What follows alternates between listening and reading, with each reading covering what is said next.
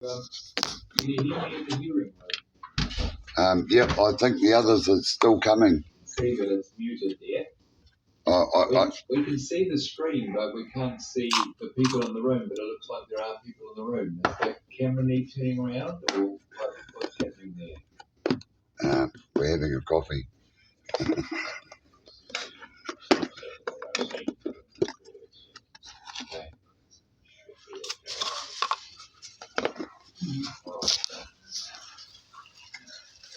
Now, so this review tribunal, that's Ms. Dunn, are you in the room there? I'm in the room, yep. And Mr. Miller? No, Mr. Miller, I'm Mr. Miller, yeah, I'm in the room.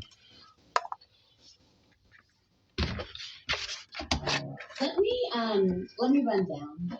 Oh, there you go. We can see you now.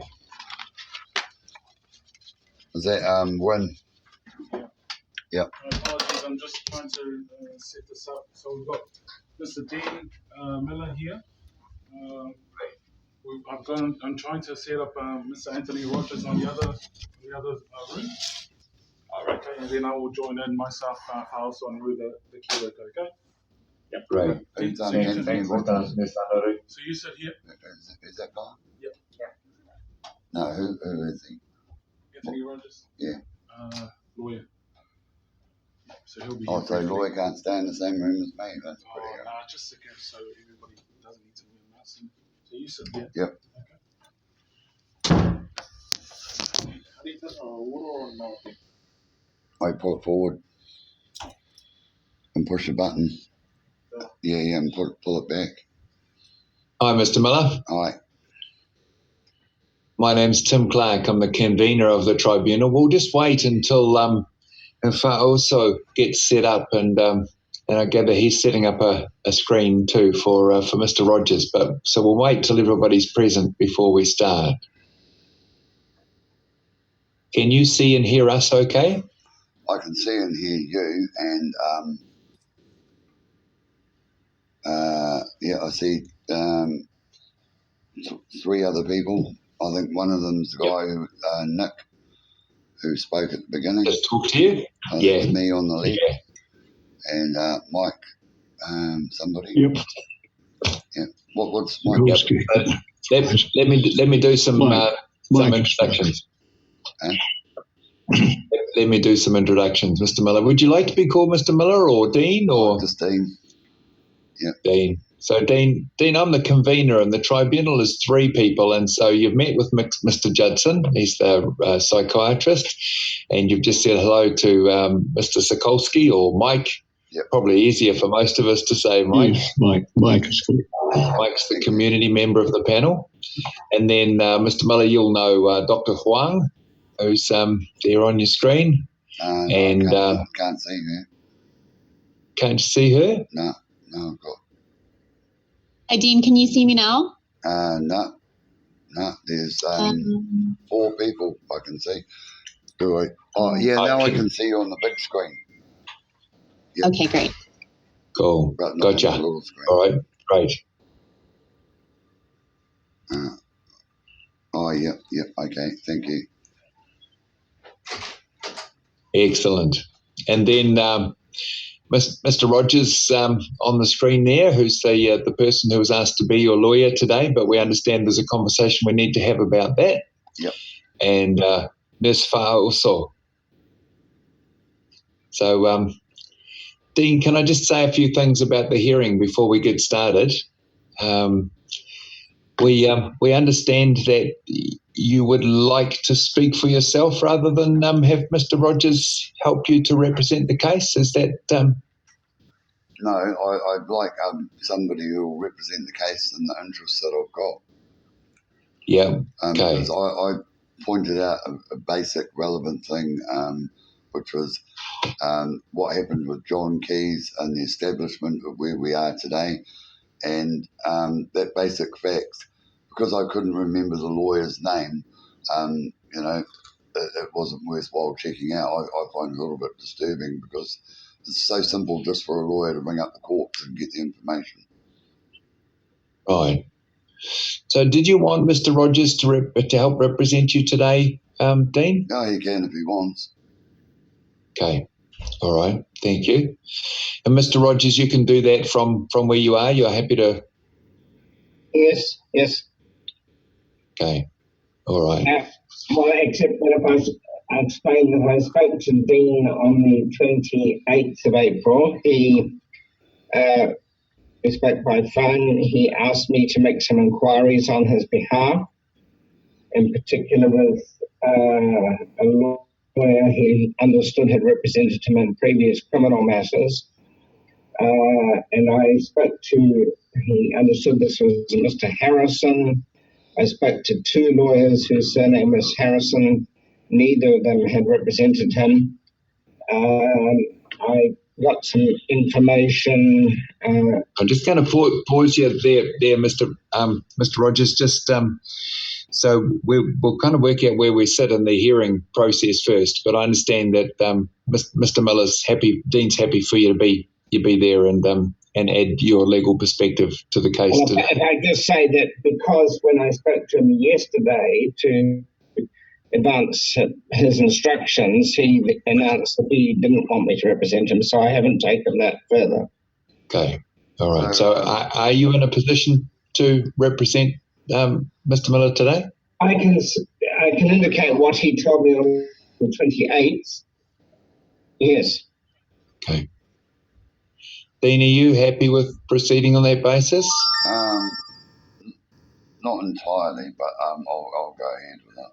But because I'd like to speak for myself on most of those issues, and I'd like an opportunity to present some evidence to the tribunal. Maybe we could outline what that is, and so the next hearing that we have or meeting or presentation, I can put that to the tribunal. Okay.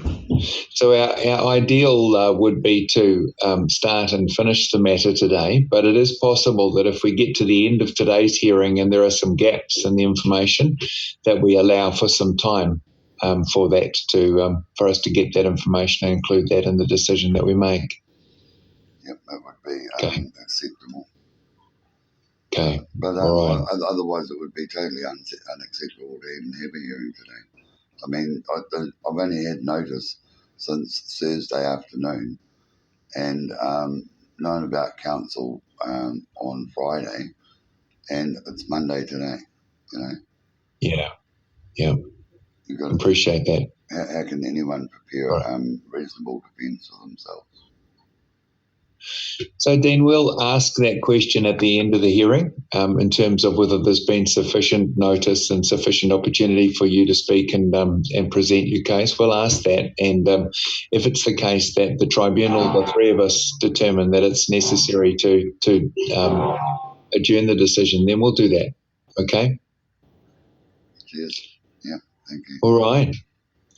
So, Dean, today we'd like to hear from you about your views on whether you should or should not be under the Mental Health Act, and we'll hear from Dr. Huang and from Nurse Anaru, and we'll have questions for all of you, lots of questions, because by the time there's Dr. Judson and Mike and myself, we'll have a few, but we really want to make sure that we understand what your argument is so that we're clear.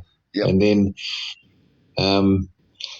at the conclusion there, then I think probably it helps if you have the opportunity to talk to Mr. Rogers about any closing submissions and anything that you want to cover off in your closing, and then we'll listen to that, and then we'll put you all in a waiting room and have a conversation between the three of us about whether we can make a decision today or whether we need more time and more information. Yep. And then we'll bring you back into the hearing and we'll let you know. And that can take quite a bit of time. So we might be, talking for an hour and a half. Is that going to be okay for you, Dean? Yep. Yeah. I probably, hopefully wouldn't want to go past an hour and a half. But, no, otherwise it can be too long. Yeah. Pain and concentration. Yep. Yeah, for sure. Okay. All right, Dean. So what would you like to say about the whole situation with mental health? Yeah. Well, I sort of look at it like this.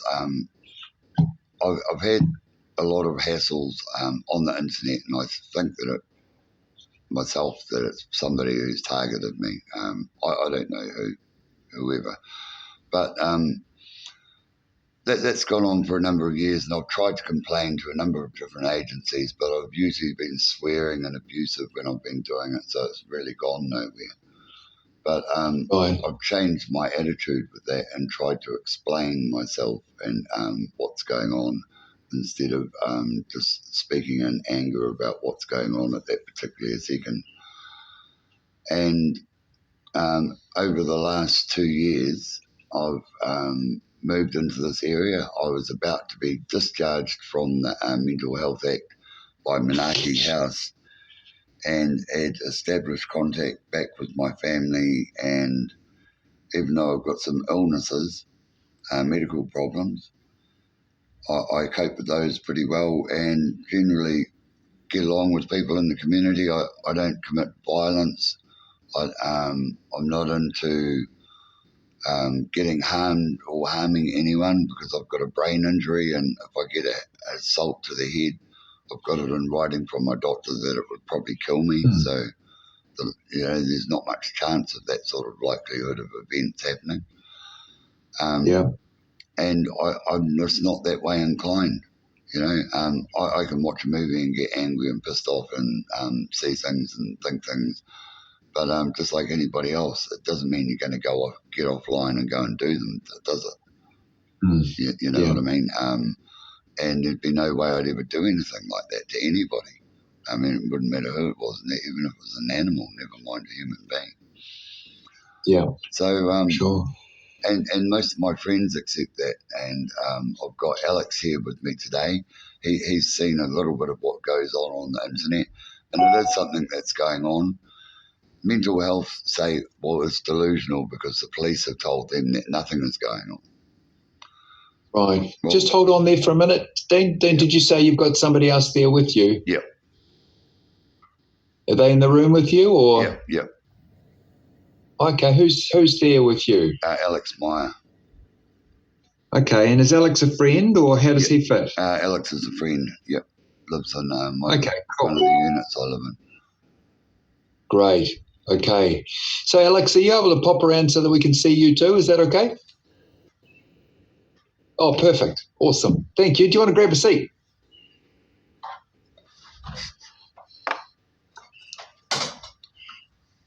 Hey, that's very cool that you're able to come in support of Dean. Thank you. All right. Keep going, Dean. Yeah, well, and basically I suppose we've gone up and down, and I've got angry at different points, but when I get angry, I can get off the internet and go and answer the door, and I'm not angry and deal with whoever or whatever it is in life that I need to deal with. And I don't go out and go to the shops and take it out on everybody around me or anything in any way, shape or form. I can switch off. And I'm not that way inclined mentally. I don't think like that. I don't think about attacking people and doing, But I can see how it happens, though, And there's a difference between seeing how it happens and doing that sort of behaviour, Yeah. And I think there's a great misconception. And I can only say, well, I look at people who play online games of killing people with Warcraft and things like that. Does that mean they're delusional killing people? Mm-hmm. They're just normal people. They get off their computers and stop playing Warcraft or whatever. And to some degree, I'm sort of stuck in a war on the internet. Because I can establish and prove that there is something going on. I know the IPs where it's coming from. I'm not qualified any longer, but up until 2000, I was qualified as an A+ engineer with a Microsoft certificate. So I've got a fair idea of what I'm talking about. I'm just 20 years outdated. Technology hasn't changed that much in the way of file systems and the way that things operate. So I can put a bit of substance to my claim. And I find that I came to mental health and I said, look, I was anti the injection. I want it to stop. And I've been saying that for 5 months because I have the injection, I go home, and usually 2 days later, I sleep most of the day, most of the night, and can't do anything. I don't even get any housework done or do anything other than lie on the couch. And I've got pain issues with Crohn's, which I've had for about 12 weeks quite seriously. And Okay. Is it recent, Dean, the Crohn's? Is that recent or a long time? long term. I've had it since 2010. I had surgery, bowel resection. Okay. And I've been back in and out of hospital over the time. But things have been okay, but they're not okay at the moment, and they haven't been for a number of weeks. And as well as that, I get migraines, and I find that the injection and the pills and that somehow or another make my a lot of saliva in my mouth, and I drool a little bit. Okay. And I can find like a link between that and my migraines, because when I get the migraines, I don't get much relief until I start drooling hard, and it's okay. So yeah, and it's pretty hard to cope with all that and live with that, and have someone saying to you that you're delusional and you're mad when you're not, and you go out of your way to look after people in the community. And these guys wouldn't know me from a bar of soap. And even talking to me, don't think they'd have much of an idea about who I really am as a person, and what sort of person I am. They've got this really distorted view that the police have got from I call fantasy and illusion. Of what I am, that I'm some bloody criminal or and drug dealer or whatever. I don't know. But it's not all I get is a very negative image from the police, and negative dealings with, and that's the basis of what most of your guys' interaction or mental health interaction with me has been, because of that interaction with the police, and because of me complaining about what's going on online, no one being able to read it because I'm dyslexic. And I'm quite articulate, but I'm completely and utterly dyslexic. Oh, that's tricky. Yeah, it's impossible. Because everyone wants a complaint in writing.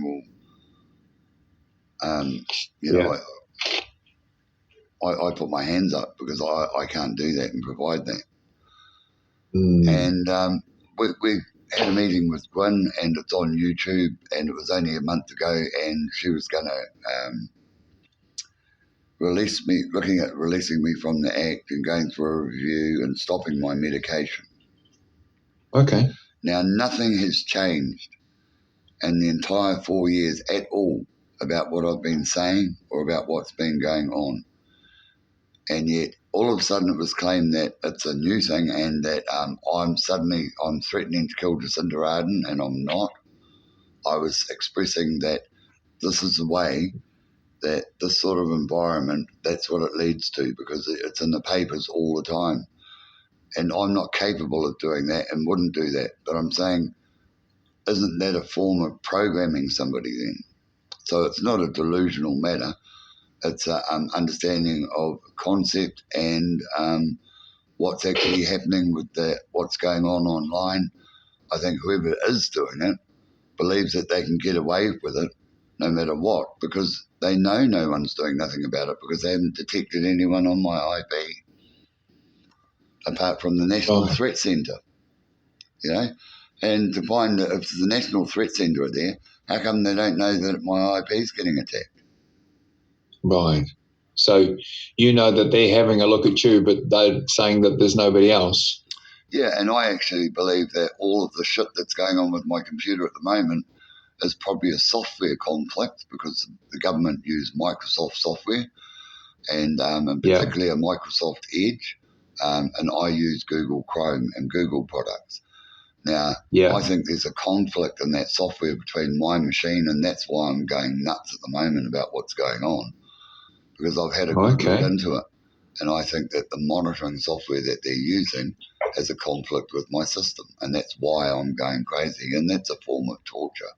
And to say it's not happening is not, you can't turn around and say somebody's delusional if I can present some evidence and prove that. Yeah.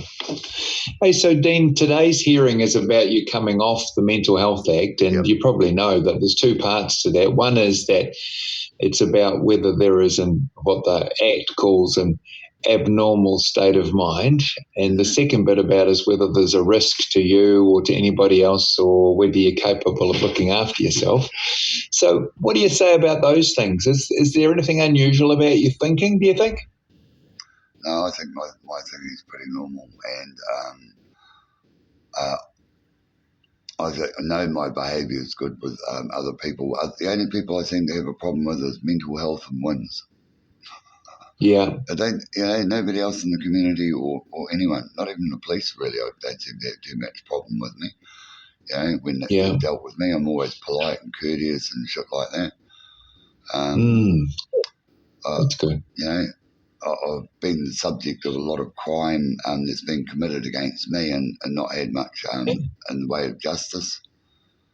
So Dean, I was reading on some of the reports. There's been a number of times that you've been on the receiving end of an assault, yeah? Yep.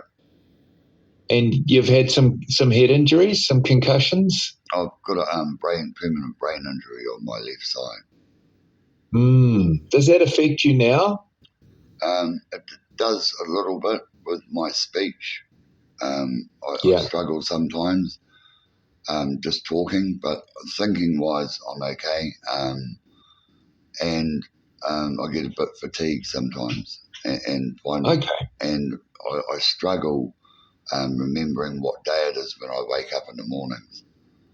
Okay. Yeah. And then you were saying earlier that you don't start fights, you don't start violence because you've been told by your doctor that if you get another knock, then that could kill you. Yeah. Okay. I heard you say that. I've got thank you. A report from ACC, which was done by a rehab lab and a psychologist and a neurologist, I think. Yeah. Mm-hmm. And that sort of goes over the risk of injury and assault and things like that. Right. And the issue with my migraines and all of those sort of medical facts. Yeah. Okay. Good.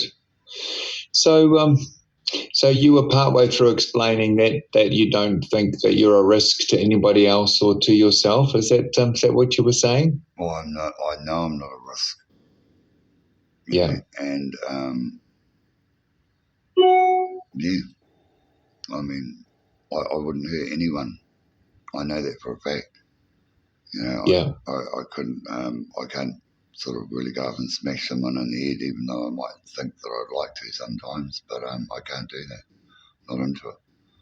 It doesn't matter how angry, and no matter how angry I get, I take it out in my space, at my place, in my environment, which doesn't affect no one else until I go out the door, and then I switch off and go back to normal. Okay, gotcha. And I think most people, when they're at home, that's what they do. They act and relax and do what they want to do, and it's their home. Yep. Good. And Dean, yeah, I just pardon. You go. And I find it like being under the Mental Health Act. I've got a Down syndrome daughter, which is a big part of my life until she was 15. And then I lost her because of John Keys and the John Keys incident. And that's very relevant because that's where mental health started to come along. And I never went to the Prime Minister's place with a gun and threatened to kill him. And I think the court transcript is the only way to actually prove that and pull it out, because the media reports and things like that one says that I went to Wellington with a gun to shoot him, and the other one says that I went to Parnell, and I never went to either place. I was just speaking to a UN staff member, and I said to them, "Oh God, that John Keys guy needs a bullet in the head, eh?" And that's all I said, and then exactly how I said it. And it got taken out of context and used and abused, and I think mental health take it that I'm just full of shit and that I did do that offence, because I've got no conviction for it. No. Yeah. No, so you weren't in Parnell or in Wellington. You were just where were you? I was at the bottom of Queen Street in the United Nations New Zealand Human Rights Commission, talking to somebody about the human rights issues to do with my claim that I filed, which sort of encompass mental health. Yeah. Okay. Good. Hey, Dean, I'm going to ask Dr. Judson if he's got any questions that he'd like to ask you. Yep. And then Mike might have a few questions, and then we'll just make sure that we're going to hear everything that you need to tell us, okay? So I'll hand over to Dr. Judson. Yeah, thank you. Dean, can I just continue that, what you were just saying about that incident involving John Key? Well, I don't understand exactly what happened and how John Key came into that incident. I'm absolutely accepting that you didn't threaten anybody with a gun. Yeah, it works like this. That incident was the police did a press release, and they told the media that I was mentally unstable, that I went to Wellington with a gun to TVNZ, the press release to them, and that I threatened to shoot him at a government house, which was bullshit. And in the press release that went to the New Zealand Herald, it was that I went to his Parnell address, and that was when I was arrested for threatening to kill the Prime Minister, which I went to court for, got found not guilty, and I got done for threatening language to the UN staff member for the comment that I said, or threatening behaviour. Okay. Can I wind back? How did it start? You said it was to do with your daughter. How did it progress from your daughter to the Prime Minister? No, it didn't progress from the Prime Minister to my daughter. By way of the newspaper article got taken by my wife and filed in the family court, stopping access, which I was having, which is supervised access with my daughter, which I'd been doing for 18 months and been a perfect cat, I'd never misbehaved or done anything wrong. And that article stopped me because it said I had a gun and I went to Parnell, and stopped my family court access because the family court there was no hearing from the criminal court. So all other than my bail papers, that's all I could show to the family court in relation to that matter. And when so the issue with your daughter was a consequence of that incident. Yeah. The false report of that stopped your access to your daughter. Yeah. That's right. Yeah. Okay. What was the thing that you were complaining about in the first place in that situation? Being electronically harassed.